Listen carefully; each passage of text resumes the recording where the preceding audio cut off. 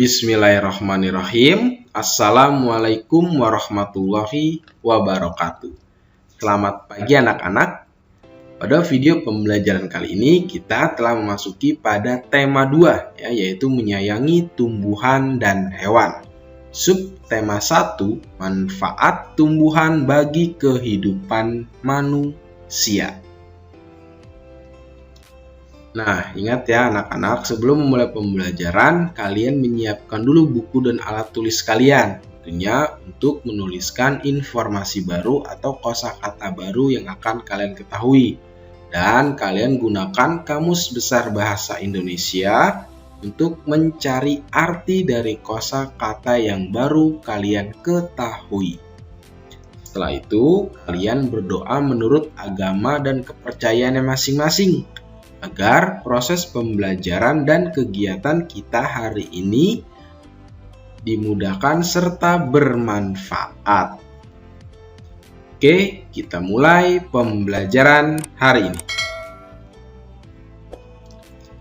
Nah, materi pembelajaran hari ini yaitu adalah jenis-jenis dongeng dan keberagaman sifat anggota keluarga di rumah.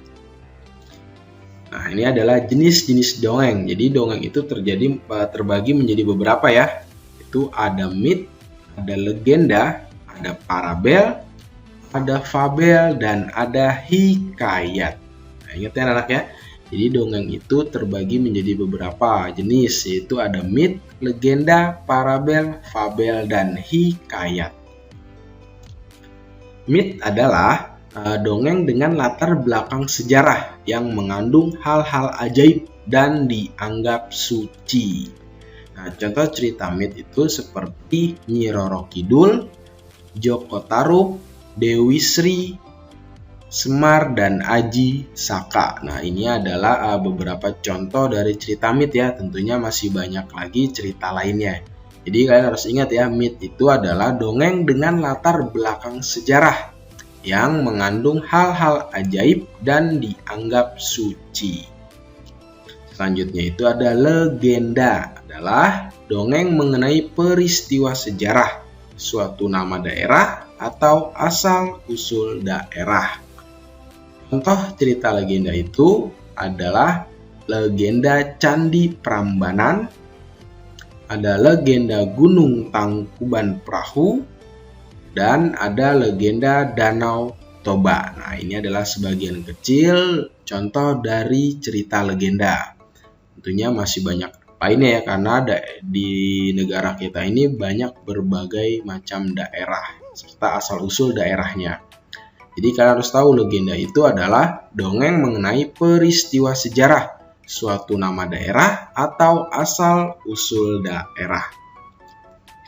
Selanjutnya itu ada fabel. Nah, fabel adalah dongeng yang tokohnya adalah hewan dan menceritakan tentang kehidupan mereka. Contoh cerita fabel itu adalah kura-kura dan kelinci, ada anjing dan bayangannya, ada burung gagak yang cerdik, ada burung jalak dan kerbau, serta kisah semut dan belalang. Tentunya masih banyak lagi cerita lainnya ya.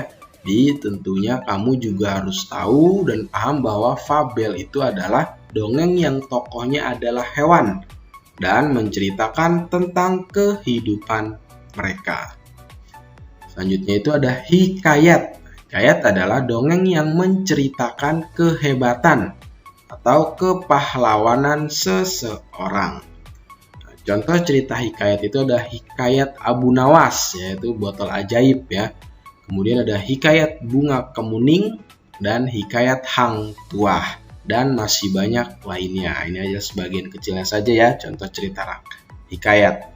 Nah, hikayat itu adalah dongeng yang menceritakan kehebatan atau kepahlawanan seseorang. Selanjutnya itu ada parabel. Nah, parabel adalah dongeng yang menggunakan perumpamaan untuk menyampaikan pesan moral. Nah, jadi parabel itu nanti mengandung makna atau pesan ya dalam setiap ceritanya. Nah, contoh cerita parabel itu ada Malin Kundang, ada Batu Menangis, dan ada Hakim yang Adil. Nah, tentu ini adalah sebagian kecil contoh dari cerita parabel. Dan masih banyak lainnya ya. Nah, kalian juga harus paham bahwa parabel itu adalah dongeng yang menggunakan perumpamaan untuk menyampaikan pesan moral.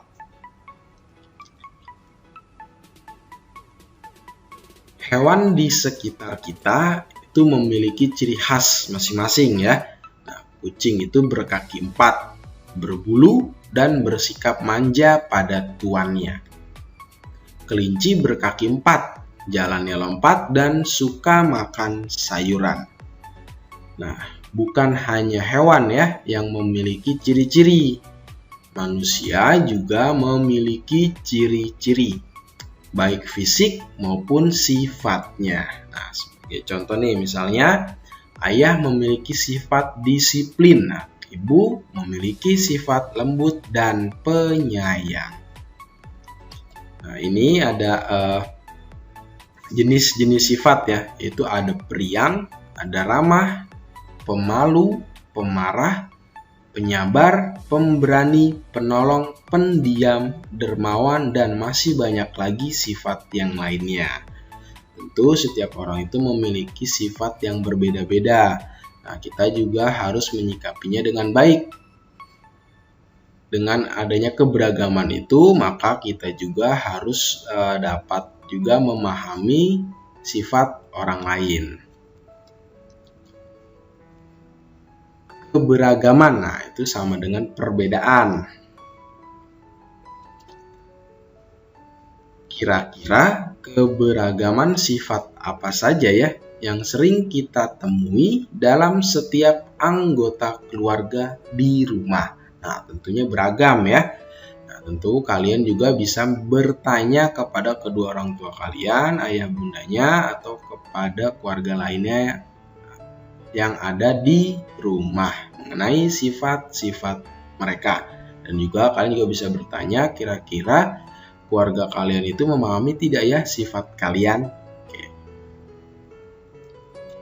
Oke, cukup sekian ya pembelajaran kita hari ini. Tentunya semoga bermanfaat. Pak Guru mohon maaf apabila ada salah pengertian maupun pengucapan. Terima kasih. Assalamualaikum warahmatullahi wabarakatuh. Sampai bertemu di pembelajaran selanjutnya.